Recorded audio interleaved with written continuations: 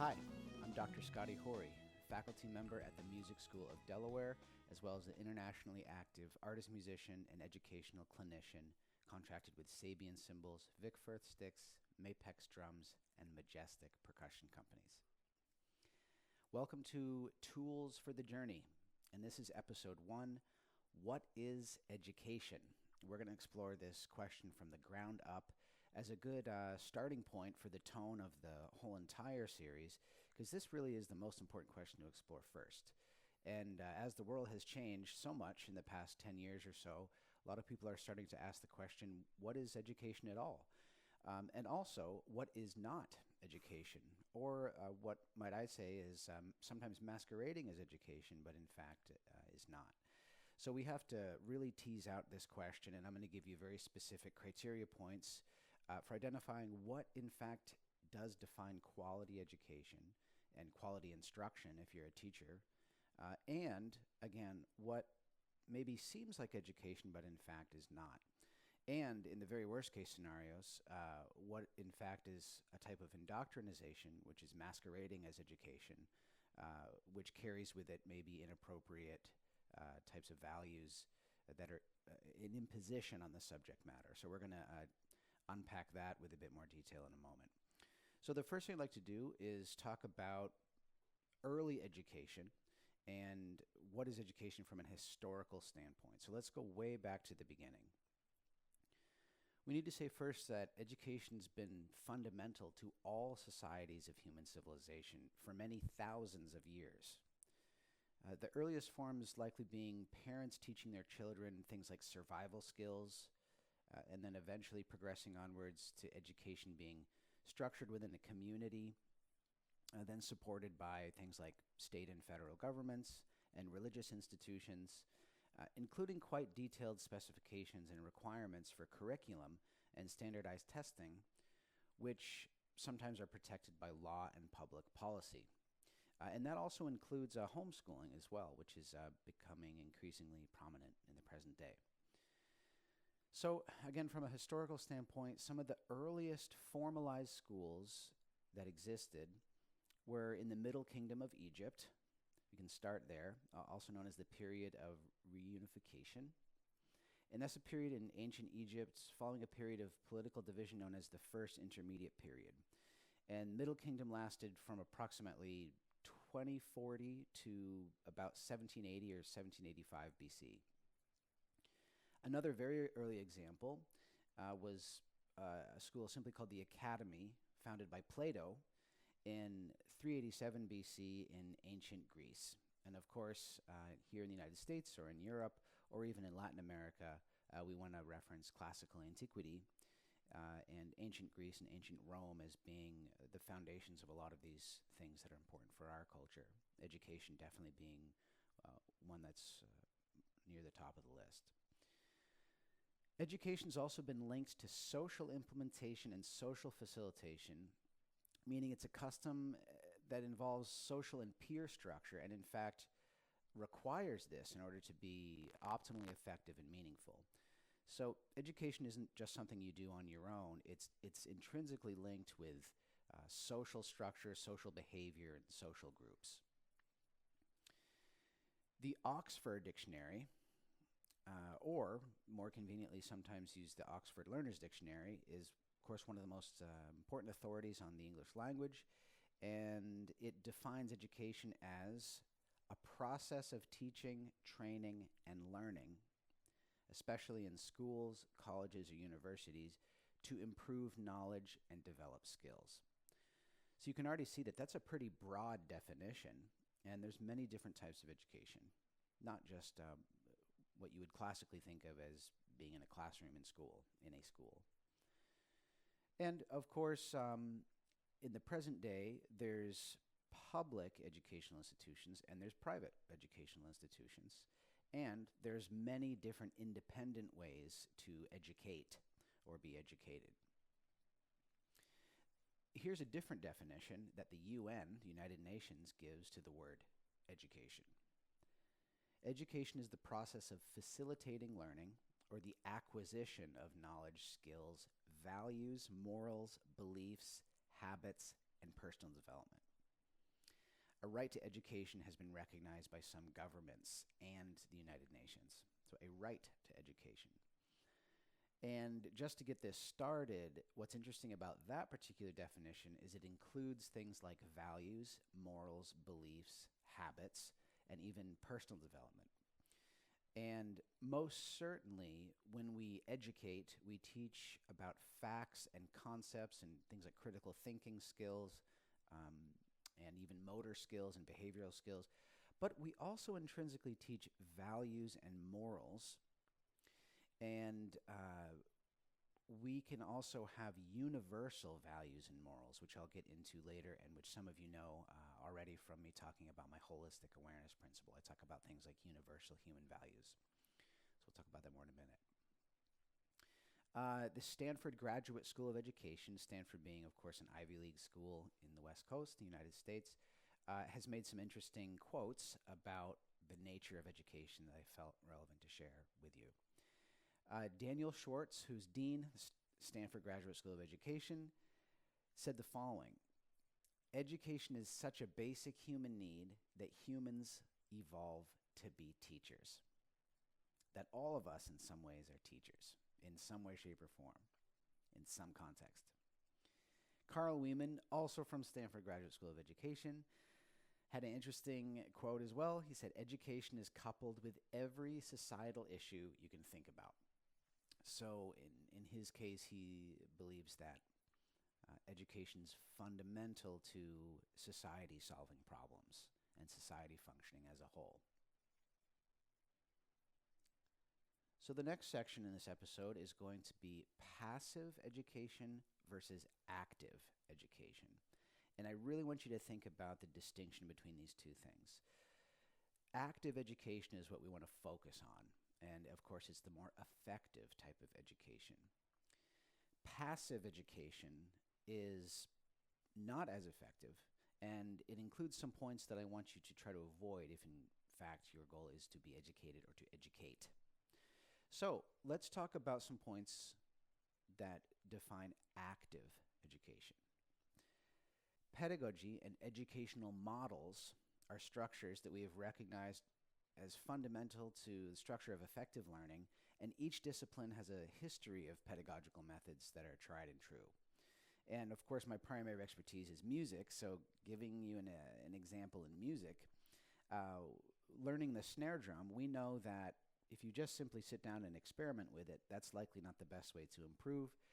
If, in fact, you're pursuing playing the instrument in its cultural context in the Western canon of music, we know through pedagogy and experience and generations of experience that learning from a select few books is likely the most optimal way to proficient performance before branching out and going to other areas of interest or different styles of music. And we traditionally use, just to be very specific, the Anthony Cerrone Portraits in Rhythm or the Morris Goldenberg Modern Method for Snare Drum. And we generally know that those are the pedagogical tools used to learn the instrument.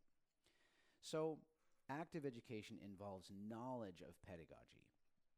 And of course, that's just one example from music, and many of you who are watching this that are university professors in other areas, you're well familiar with what the most popular type of pedagogy is for your subject matter.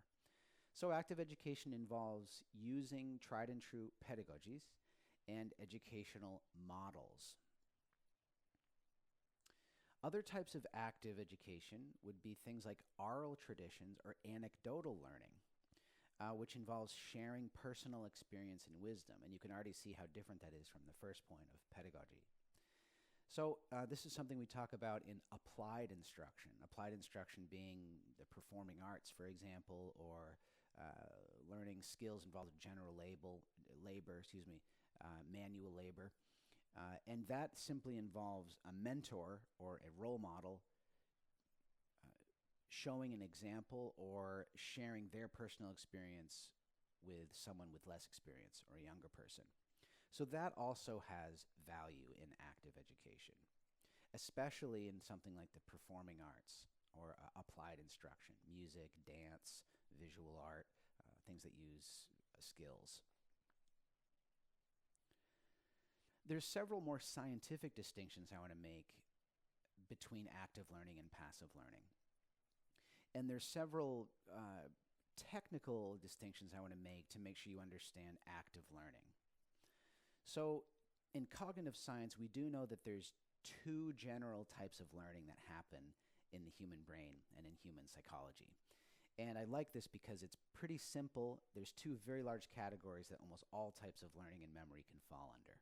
And then from that point on, it becomes more complex and more nuanced, obviously. But those two types are declarative learning and non-declarative learning. And those of you familiar with my holistic awareness lecture know I talk about this pretty frequently. And I think it's a really good general model that's easy to remember for all teachers when you're planning your lesson plans. So let's talk about the distinctions between those two things. Declarative learning is sometimes called explicit learning.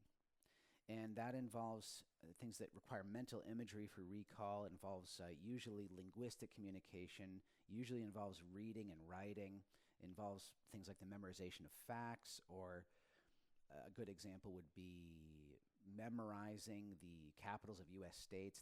Those would be examples of declarative learning. And declarative learning uses executive function prominently and involves a lot of metabolism in front areas of the brain. And it's something that most educational structures in the West have focused on, especially in the STEM fields area of things, and in rudimentary levels of subjects such as mathematics, science, reading and writing, et cetera, et cetera. Non-declarative learning, I think, is a bit more interesting, especially because I'm a very physical and active type of person. I'm also very creative and expressive and emotional, as many musician people are, and my area of expertise is music performance and music teaching. So I find non-declarative learning a bit more interesting and exciting, and it's also an area of learning that scientists and educators know less about. So it's an ongoing area of research that I find is very interesting too. So non-declarative learning involves things such as perceptual learning or motor learning. And then other types of things like emotional learning and some of the more progressive concepts that people are talking about now, concepts of classroom or college. But if we just look at perceptual learning for a moment, we all know that we learn through various modalities, meaning auditory, visual, olfactory, which is taste and smell, and tactile, which means you're touching something, and my personal favorite, kinesthetic, or motor learning.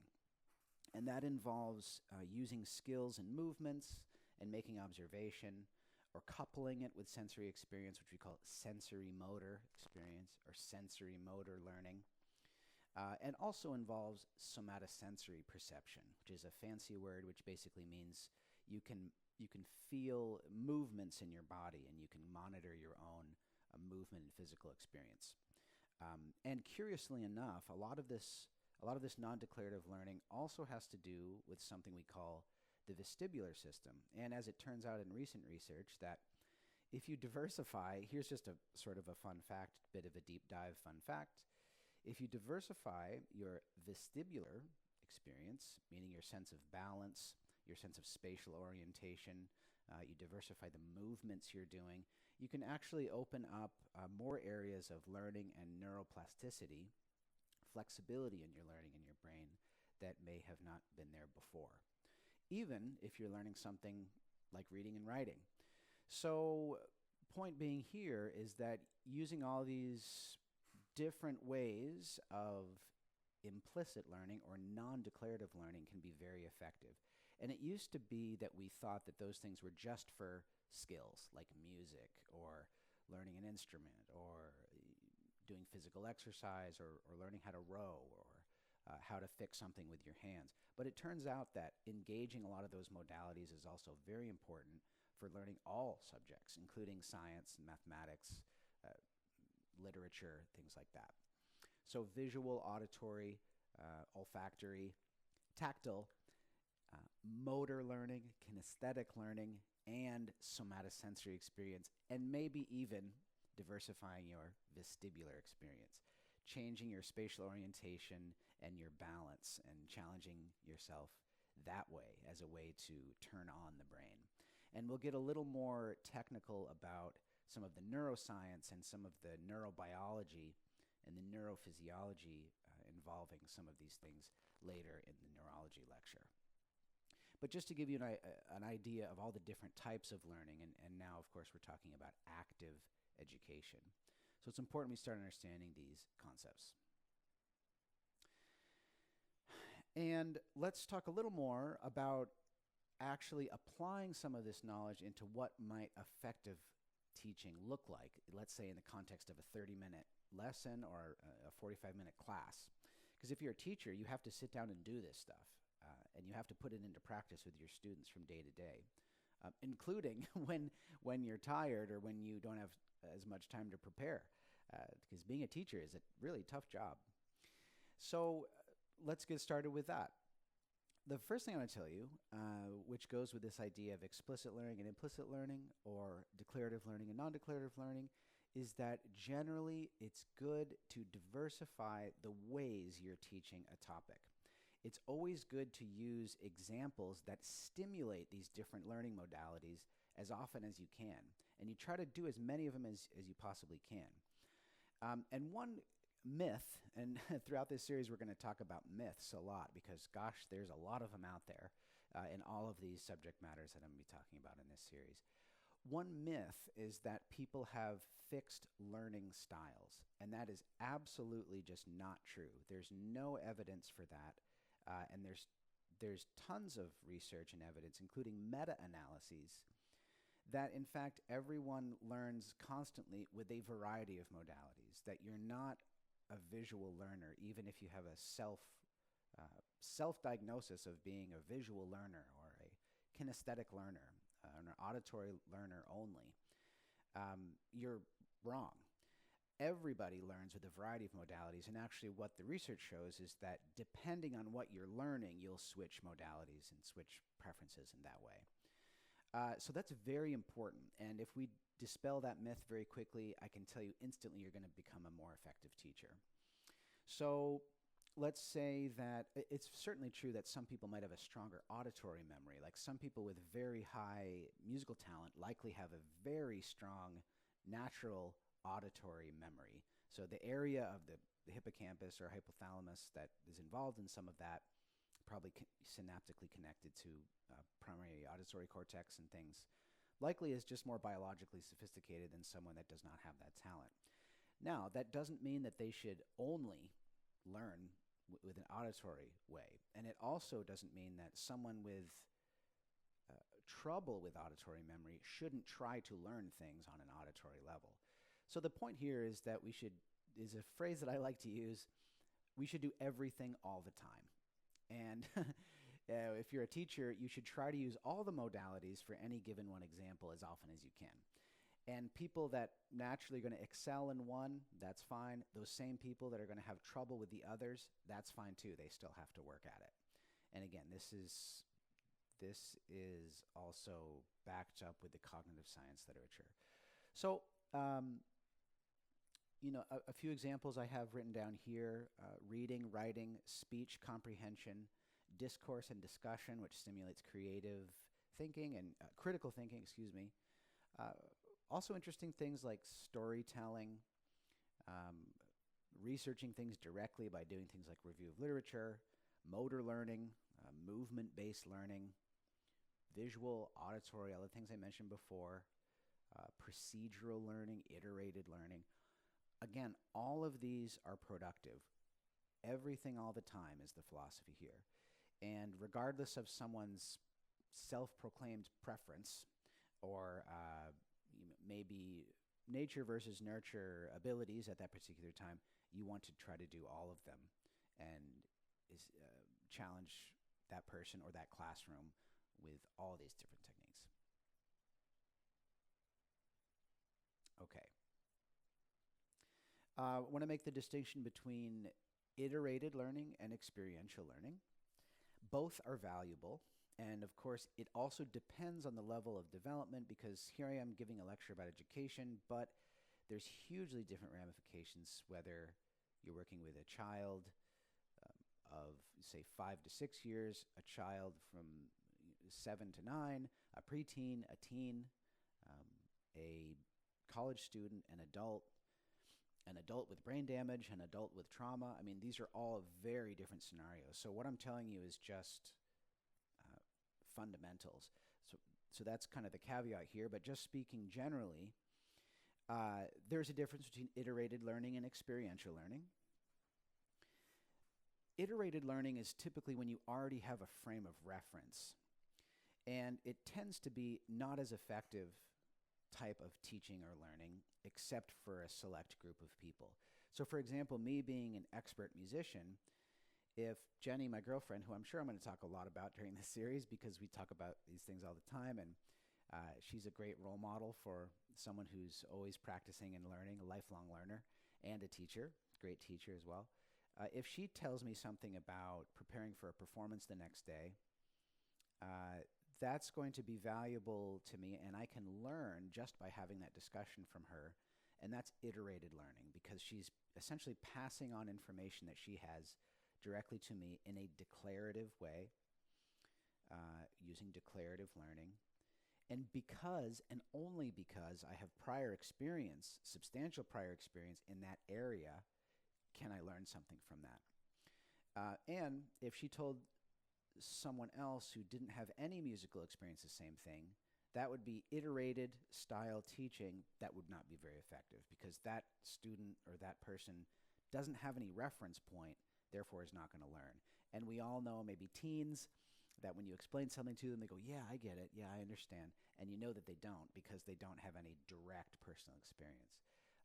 They just may have seen someone else do it or seen it in a movie, but they don't fully understand the subject matter. And again, these things can be illusions. Some people think that they're learning and they're not. So these are all things we want to understand better if we're going to talk about active learning and quality education. Experiential learning, of course, is different, and this is what we focus on, especially with children, because children very much rely on experiential learning because they don't have behavioral or experiential repertoire built up in their life. So they need to very much learn by non-declarative modalities frequently, and use things like creativity, imagination, sensory experience, movement, motor movement, role-playing, all these sorts of things. So that would be an example of experiential learning. Here's a quick example of experiential learning. If you wanted to write a good essay or maybe a qualitative piece of writing about being in a car accident, you could do so using iterated information, because you could gather information about, what it might be like, how much is what submitting the insurance claim is going to be like. All that's interesting information. But if you've actually been in a car accident, that would be experiential learning about the same situation, and very likely that piece of writing is going to read very differently from someone else, because you have learned the experience of the subject matter in an experiential way. And again, everything all the time, right? That's the phrase, and I'm likely going to say that a lot during this series. Iterated learning and experiential learning are both valuable. You don't want to start to take sides about which is more valuable, visual, auditory, all of these things are valuable. And again, as a teacher, you want to try to use as many different teaching techniques and learning modalities as you can in the context of your 30 minutes or 45 minutes or whatever you have. A few other points here about active learning and quality teaching. Peer observation and observing an expert are also very important for learning, especially when we're talking about skills or things in applied instruction, like the performing arts. And we have certain circuits in our brain that involve mirror neurons. So we're able to kind of imagine ourselves do something when we watch an expert do it. And that could be the beginning of creating the map in the brain for trying it ourselves. So observing experts that's why if you're a music teacher, you have to give demonstrations. You can't just talk to a student all the time with your instrument in your hand. You have to give demonstrations, and you have to, for my students, I ask them to attend concerts. Watching videos is good, but being socially present at a concert or at a master class is very valuable. And then obviously after that, that student has to go and try it themselves and experiment with it. So other types of effective learning could be things that are a bit unusual, like doing role playing. For a history class, instead of just learning iterated or by reading or writing, you could do a skit where you act out the history lesson. You can make costumes. These things are going to imprint in your memory in different ways, and hopefully more effective ways, diverse ways, and they're going to help your understanding of the concept, some of the concepts and some of the themes involved in that lesson. And one common theme that we can say for all of this is that, and I want you to listen very carefully because it's probably one of the most important parts of this active education idea, quality education, is that students need to get feedback. And this is what's missing in a lot of quote-unquote new educational programs, especially those that are online. Well, some that are online, not all, is that they miss the component of feedback. And not only any type of feedback, but concise, direct, and specific feedback about the student's performance or understanding or test answers, their writing from the teacher. And if you're a good teacher, you have to know how to give a student very clear feedback about what you're noticing in their performance or their understanding. And that way, and only that way, you're going to create a good educational environment where there's going to be high levels of learning. And some of that could be based on general criteria that you need to see, but it's really that plus specific personal things that you're noticing about that student's performance or tendencies or understanding or misunderstandings. And with that said, this next point hopefully is obvious for everyone that with learning, and this is more on the student side, you need to study and you need to practice if you're doing something that involves applied instruction or skills like music, dance, maybe building something, athletics. You need to practice. And you need to do it repetitively. Most of the time you need to do it slowly and mindfully, entering concentration and a flow state, which we'll talk more about in other episodes in this series. And that goes for not only skills, but studying as well.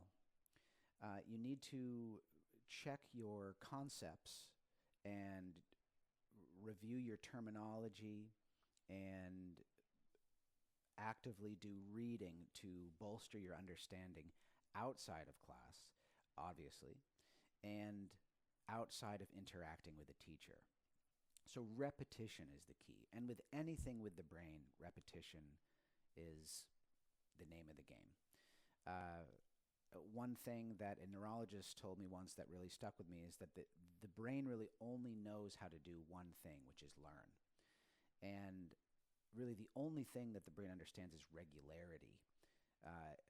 And the more regular something is, a habit, exposure to information, exposure to an idea, concept, a skill, sensory experience, the more automatic and familiar it's going to be. So that's a pretty much across the board. And obviously knowing what to study and what to practice, and that goes back to having an organized curriculum. If you're a teacher, having an organized lesson plan, and respecting and being obedient to some of the existing pedagogy and step-by-step methods that we know from your discipline. So in my case, it's knowing the music pedagogy that was laid out well before me and that I can draw from. And of course, if it's chemistry, looking at chemistry pedagogy and trying to understand what is the best thing to study and what are the most important things to study. because especially nowadays, there's just an exorbitant amount of information and data that could distract us from the most important things. So on an epistemological level, you sort of want to be able to take any bit of information and grade it in importance. Is this something that is very important for me to learn now?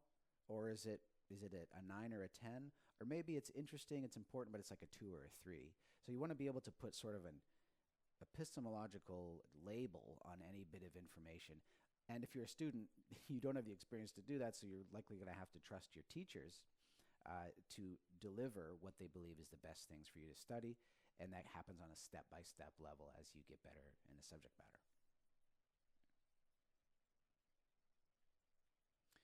One thing that I'm going to add to that point is something that's a little bit near and dear to me, which is personal exploration and creativity and experimentation and discovery and curiosity are also very essential to active learning. And this is very difficult to teach if you're a teacher. It's very difficult to impart that into a student. And again, some of that has to do with the biological things and the health and wellness and mental health and even the neurobiology points, which we're going to get to in the other episode, about having a student being in a healthy state mentally and physically. But generally speaking, those types of things I just mentioned, exploration, experimentation, creativity, discovery, curiosity, are very important to active learning. And it's especially near and dear for me because as a musician, most people don't know that I started by playing in garage bands and teaching myself. And actually, I'm kind of a rarity. A lot of my colleagues learned by taking lessons when they were children, and then from there, having personal interest and taking it further. I actually started by making it my own project and just trying to emulate other people and experiment with it myself. I just had to clean up a lot of bad habits later when I finally met a good teacher. But the point is, you want to engage in that. You want to encourage students and hopefully model and show students that that's an important part of learning too. And we all know this with children, that children have to goof around and do things wrong a lot in order to learn about any subject matter, and that's all good and okay. So one thing you might have noticed so far is that good education could be in a lot of different contexts. It doesn't just have to be in a well-to-do school in Denmark or Norway, for example. There's different types of good education everywhere. A good example would be learning to play marimba chiapaneca on the streets in Chiapas, Mexico. That's a good educational experience. And why is that? It bears all the same traits as far as how we're defining good education as, that high-end private school in Finland, for example. By all the same common parameters. There's a social structure and social accountability built into the activity. It's a custom. There's an interaction between an expert and the learner. There's peer observation. There's a cultural and social value linked to the outcome of doing it well. And all those things are consistent, whether we're talking about, just two examples, that private well-to-do school in Finland or learning marimba chiapaneca in the streets in Chiapas. All those common threads make both of those very different things, good educational experiences. And a lot of the social facilitation that we're talking about, again, points to the neurobiology points, especially how it interacts with the serotonin system and dopamine system with regards to motivation and social facilitation and incentive. And we'll talk more about that in the neurology lecture. So let's take a point now and talk about passive learning. And this is sort of a cautionary tale because these are things that you want to be aware of that may masquerade as education. So passive learning is not as effective. And I also don't want to demonize it because it can be okay just to kind of hang out and passively watch something or learn something. There's nothing wrong with that necessarily. It just shouldn't be confused with education. So what are some examples? Dabbling in a magazine, surfing on YouTube from one video to the next, or what I consider to be quite dangerous actually is piecing together random factoids from the internet just by clicking on things from personal interest. So none of these things are education. Now, some of these things are fun, and in fact even useful sometimes, but it's not a substitute for education. And we'll talk a little bit more about internet usage and device usage and internet and device overusage in lecture at the very end of the series. But the points I'm going to make first are especially just observing and watching something and not participating either with discussion and critical thinking, applying the ideas, or engaging in behavior and movement and skills yourself is really not an effective way to learn. And it's also deceptive because you can believe that you're learning, but just passively engaging in what's called voyeurism, which is watching something when that person doesn't know they're being watched, which is exactly what you're doing when you're watching a YouTube video, for example. It's voyeurism. It is not a very effective way to learn.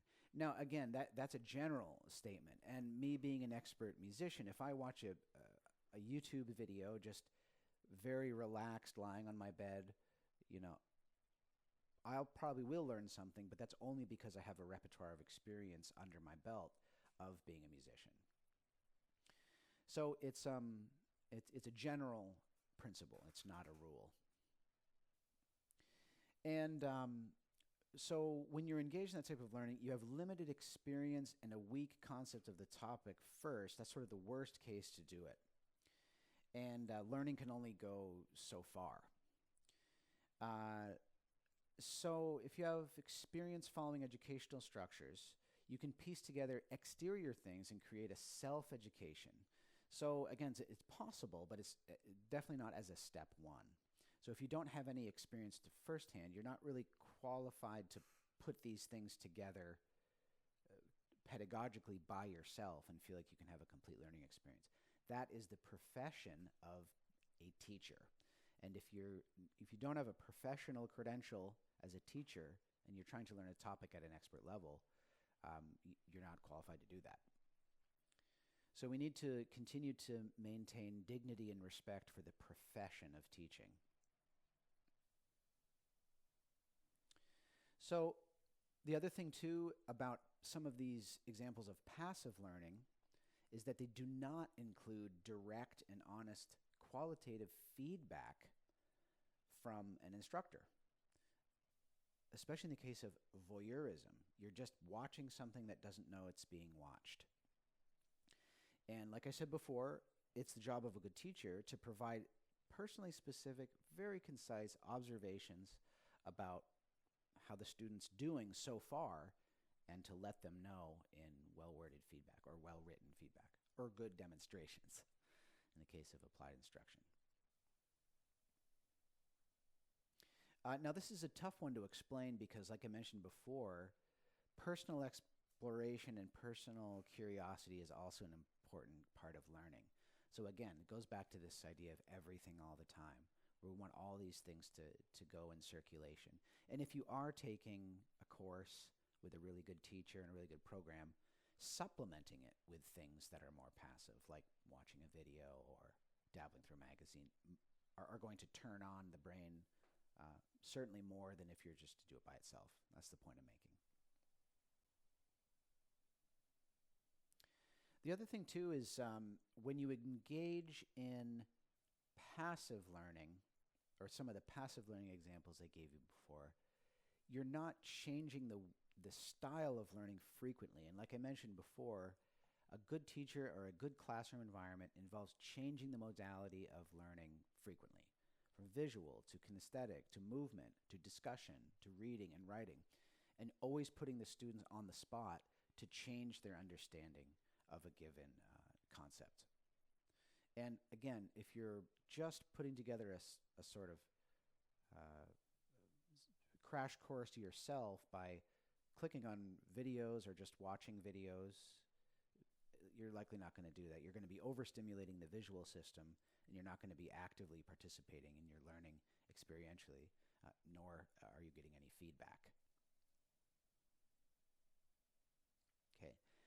The other thing too is I want to place a strong stress on social facilitation and social habits and social bonding with good education.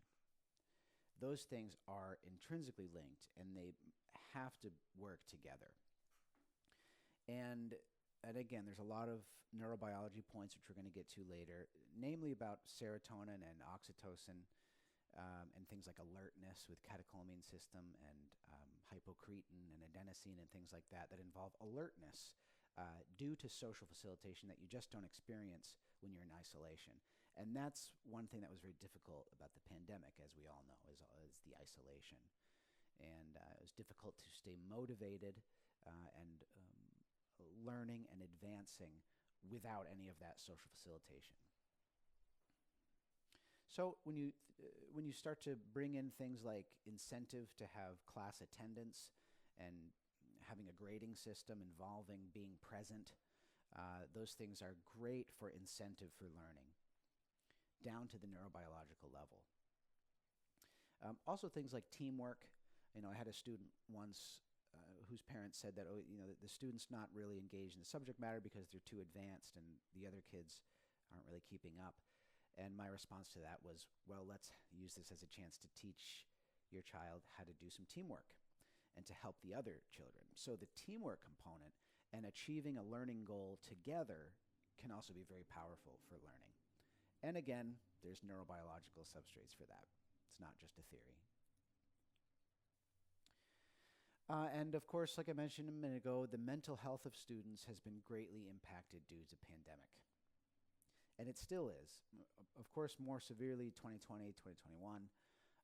But it's estimated that 3 in 10 participating in school at home have had their emotional and mental health negatively impacted.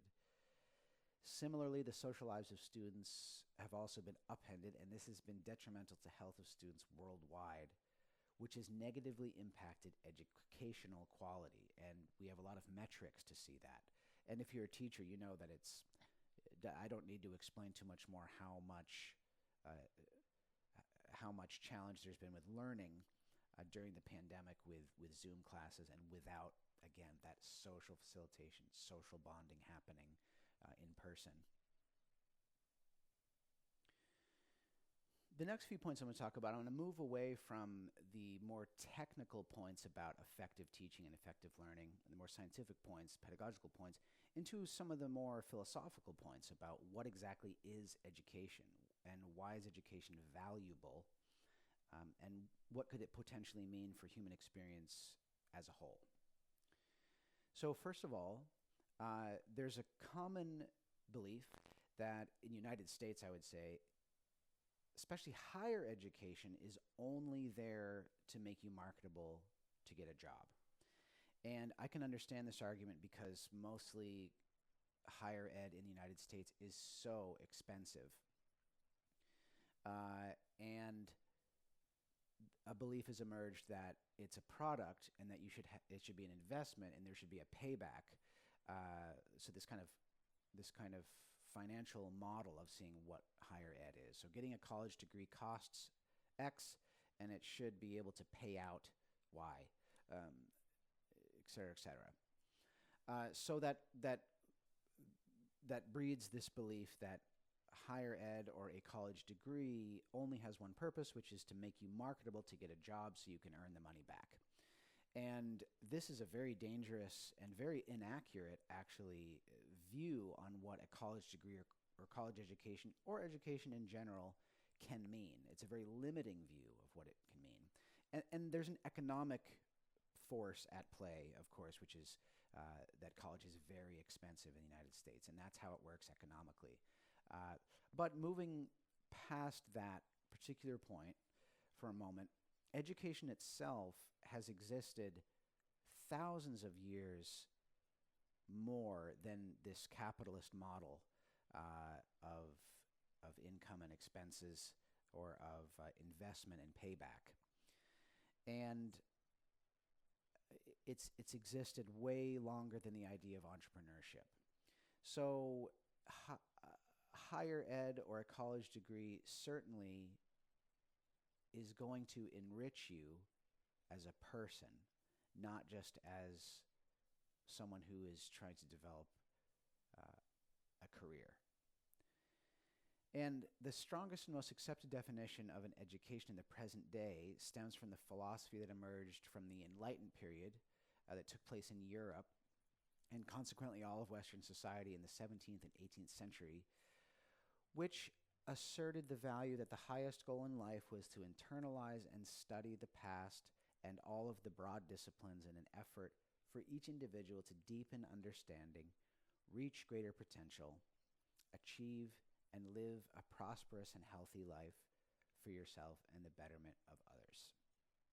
Now, again, you don't have to word for word take that same value, but that is certainly the value that was established in the Enlightenment period, Western society, 17th and 18th century, which of course served as the foundation for almost all of Western society post that period. You could also say that's associated with liberalism in this idea of the nourishment of the individual, but it has longer standing history than that. So I would question the idea that getting a college degree is only useful to make you marketable to get more of a job. It's enriching you as a person, and I believe that best definition of education is that of something that enriches the whole person.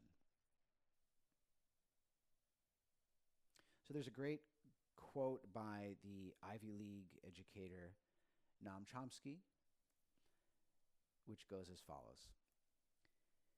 You have to know how to evaluate, interpret, and understand. You have to cultivate the capacity to seek what is significant and always willing to question whether you are on the right track. And I think that quote really sums up one of the goals of quality education. It's not simply to learn facts or to be taught facts. It's to develop your brain as an organ. And we all know that, or many of us hopefully know that general cognitive ability, as it's termed by social scientists, is one of the indicating factors in health and wellness, employment, staying out of poverty and crime, getting a job, success in relationships, and social capital, and all of that is general cognitive ability. So regardless of your IQ at birth or background, the NEA states that, well, at least in the United States, anybody in the United States is entitled to a good education so that they can they can learn how to educate their brain as an organ and educate their character as a person in the best way possible, or that's most reflective of its full potential. And that's going to look differently for each person. So in public education or higher education, we have to be aware of when the teaching philosophy moves away from that. And we have to be cognizant of teaching and educational structures that may look less like this universal virtue and more like indoctrination or control. And in some cases, goals of educational institutions are more catered to a particular ideology. As long as it's stated explicitly, I don't think that's problematic. Like, for example, a Christian school is going to teach biblical living and Christian way of life. So a lot of this idea that education was developed for control and obedience stems back from a time that was less prosperous in human history, when there was way more general labor and way more need for something like mass labor or mass manual labor, just to teach people how to be obedient with simple instructions. And now we've branched off into trying to develop, in a liberal sense, try to develop the potential of each individual. And I do think that stems back to the age of enlightenment in Europe, which is the cornerstone of a lot of Western lifestyle and Western values and Western society.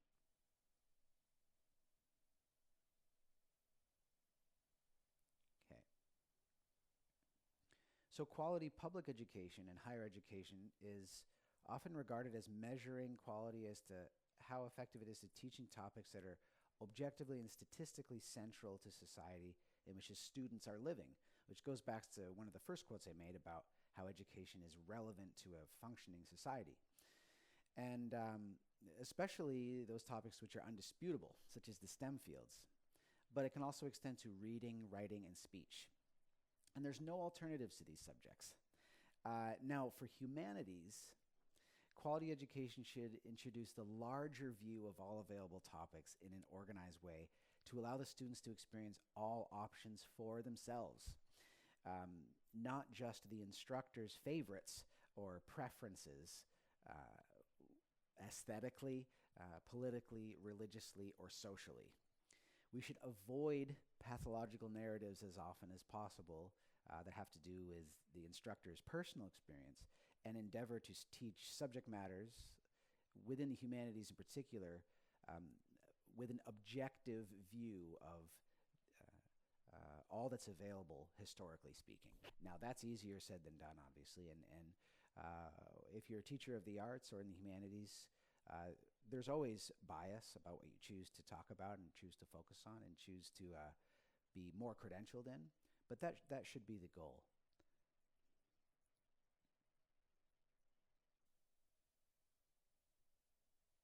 So an example of that would be if the teacher is interested in a particular topic out of personal beliefs and interests or advocacies, it doesn't seem right that the students should be subjected to focusing on that topic in the course. If the course is titled History, but the instructor focuses on learning about totalitarianism or social justice for the majority of the class curriculum, that's not exactly quality public education because the title of the course was History. It wasn't the instructor's topic that they personally would like to choose. It's based on more of a pathological narrative of preference of the teacher, and less so an objective assessment about what the subject matter should be for all the students. So one thing I mentioned before is the difference between STEM fields and the humanities. And perhaps I should have clarified this earlier, as a lot of people don't understand the difference between those two huge fields in education. STEM fields are science, technology, engineering, and math. And the humanities are things such as music, fine arts, visual art, foreign language, literature, philosophy, drama, theater. And it's important to know the difference between those two things. And Southwest Minnesota State University, where I worked for several years as a professor, has a very beautifully written line about the goal of the humanities division. And it reads as follows, and I think this very well sums up the value of education in the humanities. To expand students' knowledge of the human condition and human cultures, especially in relation to behavior, ideas, and values expressed in works of human imagination and human thought. Through study in disciplines such as literature, philosophy, and the fine arts, students will engage in critical analysis, form aesthetic judgments, and develop an appreciation of the arts and humanities as fundamental to the health and survival of any society. I think that's very beautifully said. And this brings us to my next point, which is it's tough to teach data and facts, but also teach values and character. And good education inevitably will include both things, as well as critical thinking. So how do we implement universal values in teaching? Universal values could be best described as things like respect, teamwork, curiosity, health and wellness, love, affection and compassion, or kindness. I believe all of those fall into the category of universal human values. And we can impart those when we teach any subject. Martin Luther King said that intelligence isn't enough, that intelligence plus character is the goal of true education. He also said the function of education is to teach one to think intensively and to think critically.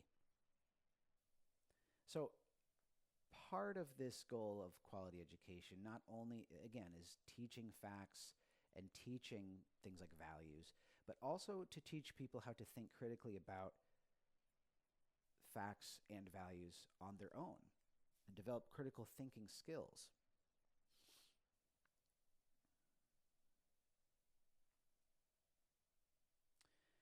Another interesting quote that has to do the same thing is the most dangerous criminal to society may be a man gifted with reason but with no morals.